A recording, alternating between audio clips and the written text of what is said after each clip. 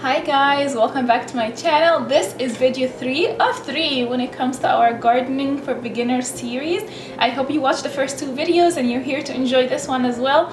Today it is time to get our hands dirty and actually plant the seeds. So without further ado, let's do that. I have all my supplies with me right here, but it's nothing surprising to you. I'm just gonna go ahead and fill these planting cells with soil and I'll come back.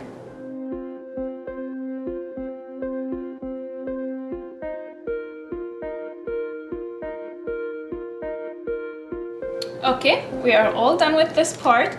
So I just want to talk a little bit about why I'm doing just a little bit at a time. It takes time to do this. Like, it took me probably like 10 minutes just to fill the soil in just these 3 containers.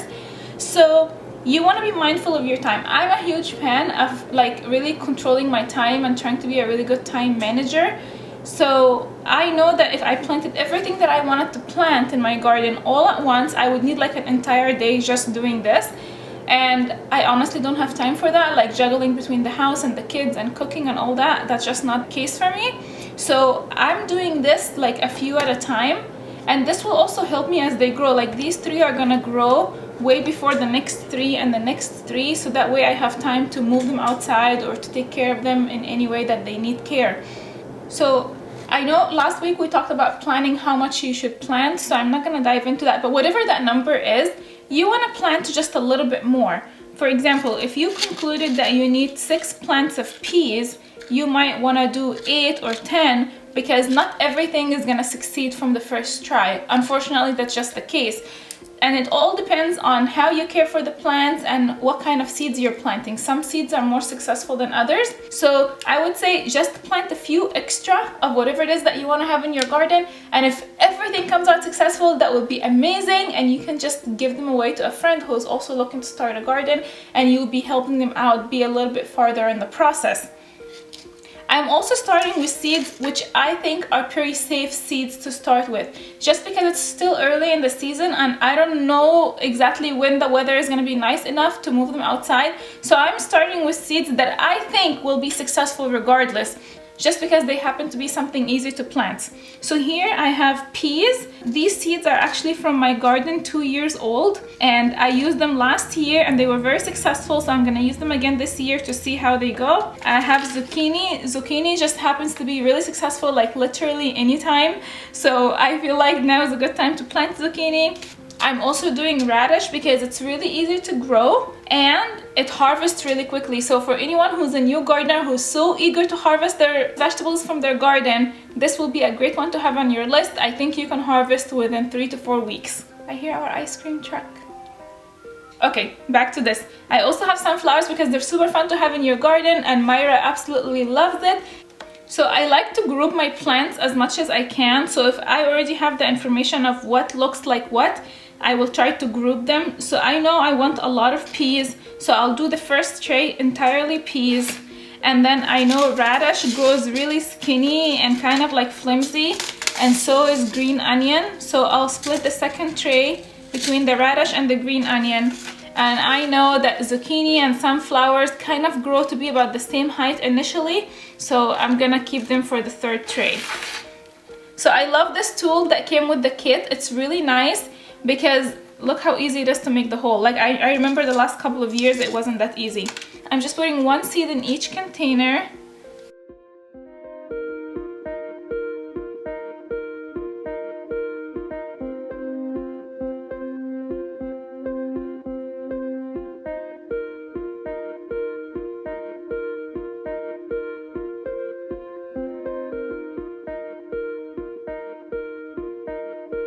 And I just lightly cover everything. I don't like to put too much soil on the top of the seed because I feel like that's just more challenging for the seed. Like I'm asking the seed to work super hard.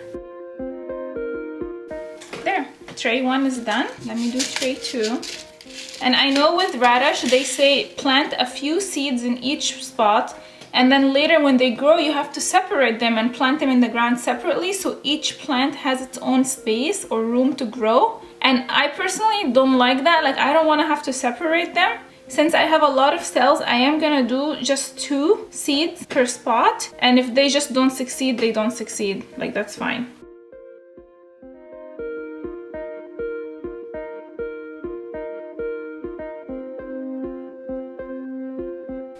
So here I planted this entire row with radish, and I'm gonna plant this entire row and a half of green onion. We love green onion, seriously.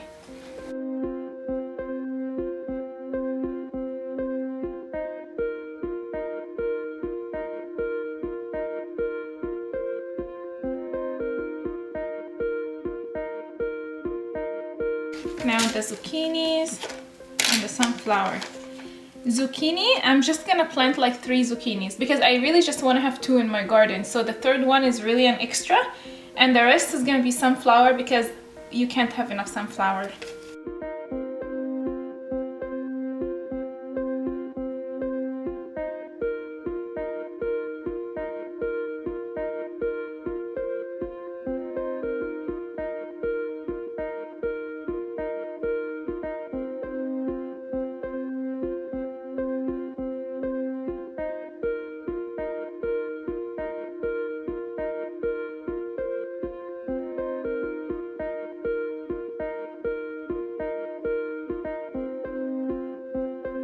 Now that I'm done with all my seeds, it's time to water them. Because the soil is completely dry, this will take a little bit longer. So I just add a little bit of water in each and wait for that water to be absorbed. And then I'll come back and add more. And the idea is to keep your plants moist at all time. If any of them start to grow like some kind of fungus on the top, you probably overwatered it and you want to give it some air, which is why I love these vents on the lids, because you can just do that overnight. Just open one of the vents just a little bit and that should do the trick. Because our plants are just basically seeds and soil right now, watering it from the top like this is most ideal. Once your plants start to grow and form some roots, you can actually lift this portion of the plant and you can add water in this portion just a little bit and put this back in here, and the roots will pick up the water from the bottom, and it's kind of like a self-watering system. But you can't do that quite yet. You can only do that once you know your roots have reached like an inch or 2, and that's sometimes even hard to tell. I think this year it will be easier for me to tell because my containers are clear. But in the past, I only started watering from the bottom when I noticed that the roots were starting to come out from the holes down here. I like to write the name of the plant as well as the date of when I planted it, because that gives me a better idea for my own information, like when I save my information for next year. Like, how do you think I know that you'll be able to harvest the radish in 3 to 4 weeks? It's because last year I wrote the dates and I realized that that's how fast it grows. So I like to do that, especially because, like I said, I phase out my seedlings. I don't plant everything in the exact same day. So by the end of the season, I'll have plants from March and some from April and some from May, and I need to know what's gonna harvest first, and that helps me decide where I want to plant them in my garden.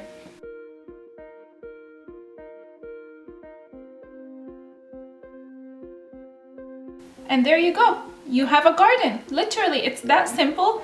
I feel like this is actually the easy part. The maintenance is kind of the hard part because it requires a routine. But once you start to see your harvest and you see those plants grow, the routine will come into your life super natural.